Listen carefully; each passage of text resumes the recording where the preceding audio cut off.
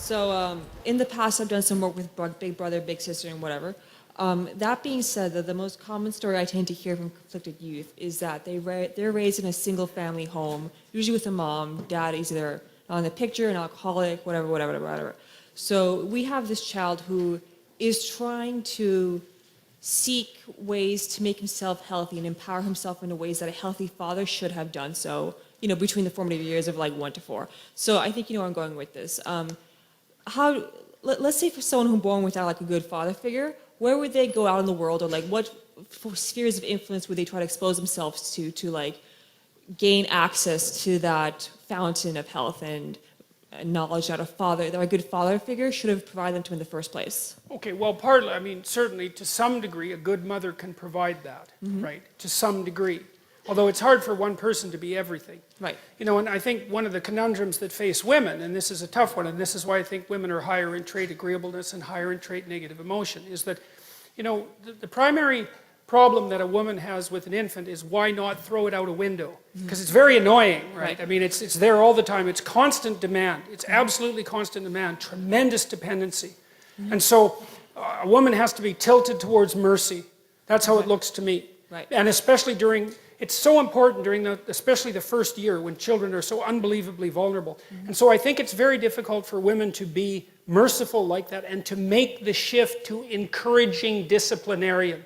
I think that's a very difficult thing for people to do simultaneously. Although, I'm not saying that women are always only merciful and men are always only encouraging disciplinarians, but things do sort themselves out to some degree like that. And I think also the biochemical transformations that accompany pregnancy and childbirth and lactation also tilt a mother towards that as well. Because she has to really love that little thing, right? It's number one, no matter what it demands.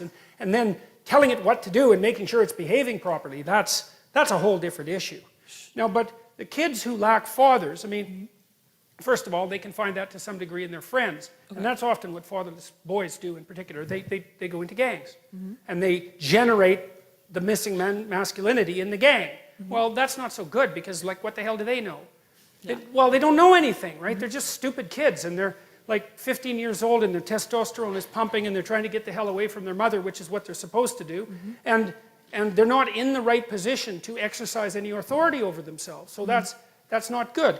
They can find it in education. They can find it in books. They can find it in movies. They can find it in sports heroes and so forth, because the image of the father is fragmented and distributed among the community. Okay. But it's very, very difficult to not have a father. Right. And one of the things that we're doing in our society, which I think it's absolutely appalling, is that we're making the case that all families are equal.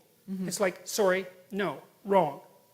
And there's no empirical data supporting that proposition, by the way. It's much better for kids to have two parents. Okay. Now, who those parents are, that's a whole different issue. But. Okay, and if I could just add one more thing.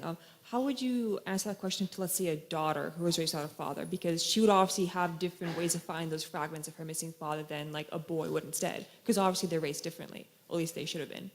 Well, I think it's the same issue, I mean, I think that another danger that emerges, and this is Freud's, of course, famous observation, is that if there's mom and child, or father and child, that relationship can get a little closer than it should. Okay. And then the lines get blurry and mixed. And I'm not saying that happens to everyone, obviously, but it's still a danger that's inherent in the situation. They're thrust together too tightly without sufficient resources. Okay. And so the responsibility has to be distributed more. And I really do think that it's the sign of the degeneration of a society when single parenthood becomes anything approximating the norm. It's not a good idea. And part of the reason I believe that, and I think this has to do with the overwhelming selfishness of modern life, is that marriage isn't for the people who are married. It's for the children, obviously. And if you can't handle that, grow the hell up. No, I mean seriously. Yeah, okay. Seriously. Once you have kids, it is not about you. Period. Now, that doesn't mean it isn't about you at all. But that just seems so self-evident to me. I can't believe that anybody would even question it. Oh, it's been questioned. Oh, yes. Well, I'm certainly aware of that. Yes, it's questioned. It's almost illegal to question it now. or illegal to make the set of propositions that I'm making. So that's the best I can do. Yeah, no, that's excellent. Thank you. Okay.